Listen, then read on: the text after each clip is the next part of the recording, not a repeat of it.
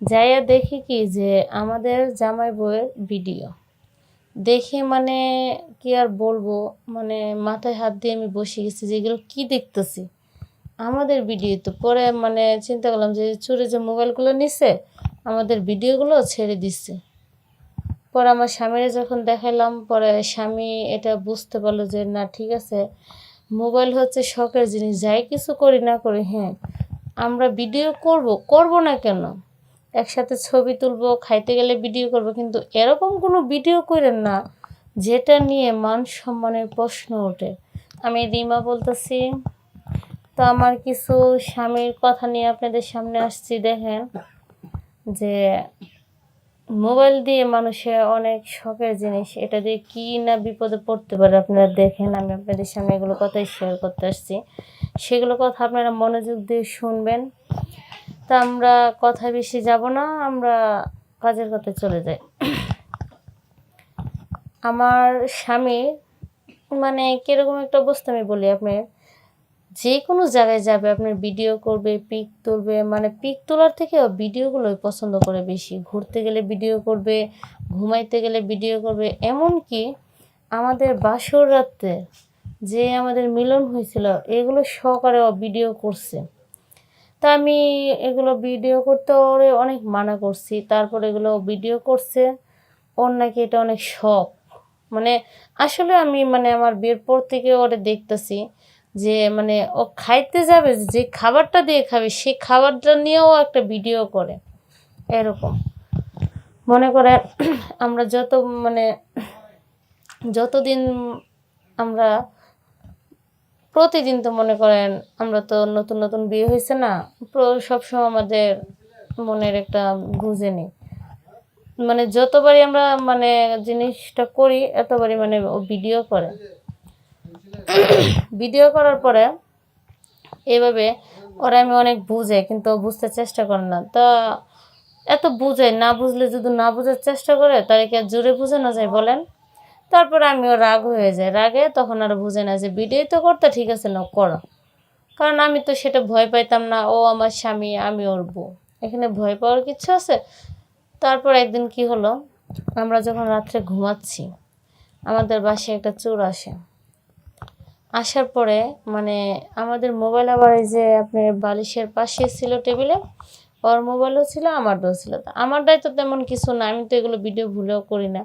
আর আমার স্বামীর ফোনে শুধু এগুলো ভিডিও, মানে ওর ঘোরার ভিডিও, খাওয়ার ভিডিও, এই যে আমাদের স্বামী স্ত্রীর যে একটা ভালোবাসার ভিডিও, সব ভিডিওই আছে।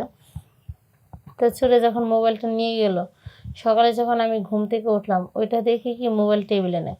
তো আমি ভাবছি হয়তো ঘুমানোর আগে ওর মোবাইলটা চার্জে দিছে, আমারটা চার্জে দিছে। আমি আর মানে এদিক সেদিক না দেখে সকালে মানে গোসল টোসল করার পর আমি নাস্তা বানাইতে গেলাম। নাস্তা বানানোর পর আমি ডাক দিলাম যে ওঠো নাস্তা করব। পরে ওইটা বলতেছে মোবাইলটা দাও। তো আমি কি মোবাইল কোথায়, টেবিলে নাই তো। ওকে টেবিলে তো রাখছি দেখো। পরে যখন সব কিছু খুঁজতেছি মোবাইল আর খুঁজে পাই না, না পাওয়াতে মানে ও বলতেছে যে আমার এত ভিডিও আমি কি দেখছো, আজকে তুমি যদি এইসব ভিডিও যদি না করতা তাহলে আজকে এত টেনশন করা লাগতো না। মোবাইলে মানুষে, হ্যাঁ মোবাইল পার্সোনাল মোবাইল মানুষের থাকে ভিডিও করার জন্য, তুমি অন্য ভিডিও করো ঠিক আছে, কিন্তু আমাদের এই ভালোবাসার ভিডিওগুলো করাটা তোমার উচিত হয় না। ওরে যখন আমি বলতেছি তখন ওর কোনো কথাই বলে না, কারণ ওরে কথা বলা মানে মানে মাটির সাথে কথা বলা, এরকম কথার কোনো উত্তর দেয় না। আর ও কথা শুনেও না, ওর মতোই চলে। একদিন পরে কি আর নাস্তা করবো, পরে মানে এরকমভাবে ও না খায় অফিসে চলে গেছে। তো আমি কিছুদিন গেল, যাওয়ার পরে আবার ও একটা ফোন কিনছে, আমি একটা ফোন কিনছি।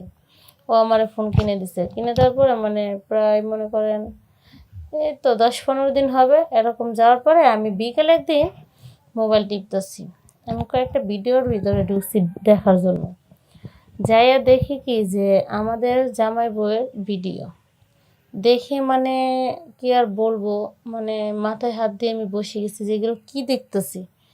আমাদের ভিডিও তো পরে মানে চিন্তা করলাম যে চুরি যে মোবাইলগুলো নিছে আমাদের ভিডিওগুলো ছেড়ে দিচ্ছে।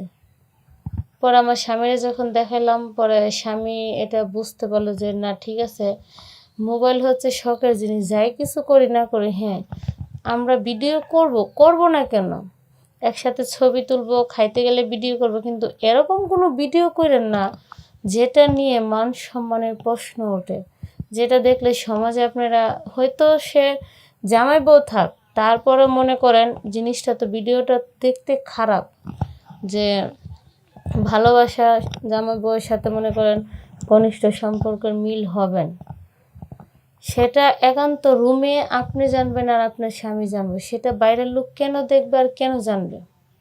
তারপরে ওকে যখন আমি বকাবাদ্য করি অনেক বোঝানোর পরে, ও বলতেছে কি, দেখো আমার ভুল হয়ে গেছে, আমি এই ফোনে আর কখনো কোনো কিছু ভিডিও করব না। হ্যাঁ ভিডিও করব, তোমাকে নিয়ে ছবি তুলবো, তোমার নিয়ে এই যে বাইরে ঘুরতে গেলে হাঁটা চলার মধ্যে ভিডিও করব, কিন্তু আমাদের রুমের বিষয়ে, আমাদের ভালোবাসার ক্ষেত্রে এসব কোনো ভিডিও করব না।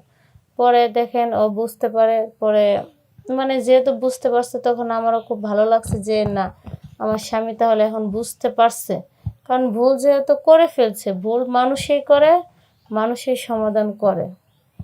তারপরে যখন ওই যে এটা বলছে, বলার পরে আমার খুবই ভালো লাগছে। তারপরে ও এখান থেকে নামাজ পড়ে, রোজা রাখে, 5 ওয়াক্ত নামাজ পড়ে, কোনো মানে খারাপ কিছু না, ও কোনো মোবাইলে কোনো খারাপ কোনো ভিডিও দেখবে না, কোনো বাজে টাজে মোবাইল চালাবে না, ভালো ভদ্রভাবে চালাচ্ছে। আর আমরা এখন অনেক ভালো আছি আপনাদের জন্য। আমি সেটাই বলতে আসছি যে আমরা তো জীবনে মনে করেন আমার স্বামীর ভুলের কারণে আমরা আজকে এগুলো কথা আপনাদের সাথে শেয়ার করা লাগতেছে না, এতো কিন্তু বলা লাগতো না, যেটা মানে হয়ে গেছে আর কি।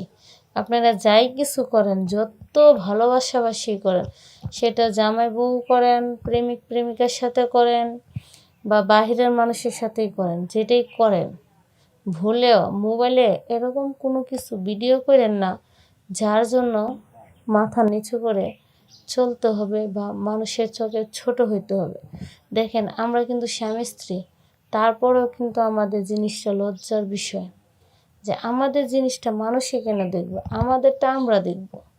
কিন্তু সতর্ক থাকবেন, ভিডিও ভুলেও করবেন না, আর নিজের সেফটি থাকার চেষ্টা করবেন। আর মোবাইল সবসময় নিজের সেফটি নিয়ে ঘুমাইবেন। আর একটা কথা এখনও বলতেছি বারে বারে, মোবাইলে কোনো সময় এই মিলনের ভিডিও কখনো করবেন না, এই ক্ষেত্রে সতর্ক থাকবেন আপু ও ভাইয়ারা, আপনাদের দুজনের জন্য বলতেছি।